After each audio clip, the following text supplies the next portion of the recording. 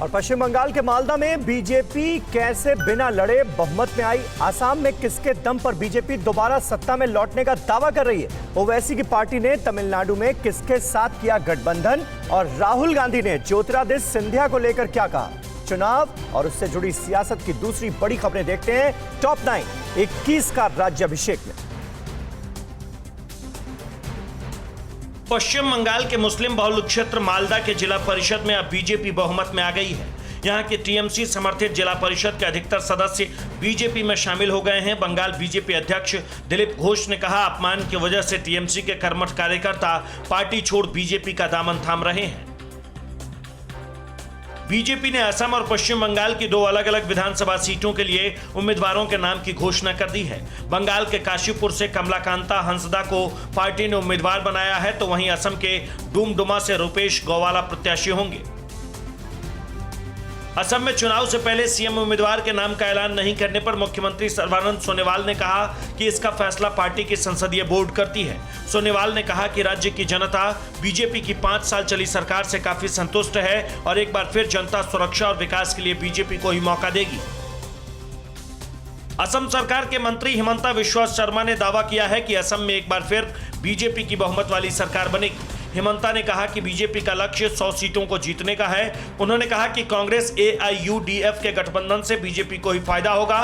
विधानसभा की 126 सीटों वाले असम में 27 मार्च से 3 चरणों में वोटिंग होगी। तमिलनाडु में कांग्रेस को 25 सीट देने वाली डीएमके ने पुडुचेरी में कांग्रेस के साथ सीटों के बंटवारे पर सोमवार को दूसरे दौर की बातचीत की। 30 सीटों वाले पुडुचेरी विधानसभा में कांग्रेस का जनाधार डीएमके की तुलना में ज्यादा है, इसलिए यहां कांग्रेस डीएमके को ज्यादा सीटें देने के पक्ष में नहीं है। पिछली बार डीएमके की 2 सीटों पर जीत मिली थी। अपनी पार्टी का जनाधार बढ़ाने के लिए अलग अलग राज्यों में चुनाव लड़ रही ओवैसी की पार्टी AIMIM ने तमिलनाडु में भी अपनी किस्मत आजमाने का फैसला किया है। यहां AIMIM और TTV दिनाकरण की पार्टी AMMK के बीच सीटों के बंटवारे पर फैसला हो गया। 234 सीटों वाले तमिलनाडु में ओवैसी को AMMK ने 3 सीटें दी हैं।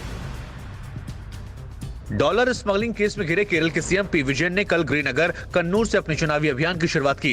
विजयन ने जांच एजेंसियों पर केंद्र के इशारे पर काम करने का आरोप लगाया है। इसी बीच डॉलर स्मगलिंग की जांच करने वाली महिला अधिकारी ने आरोपी स्वप्ना सुरेश पर दबाव में विजयन का नाम लेने की बात कही है।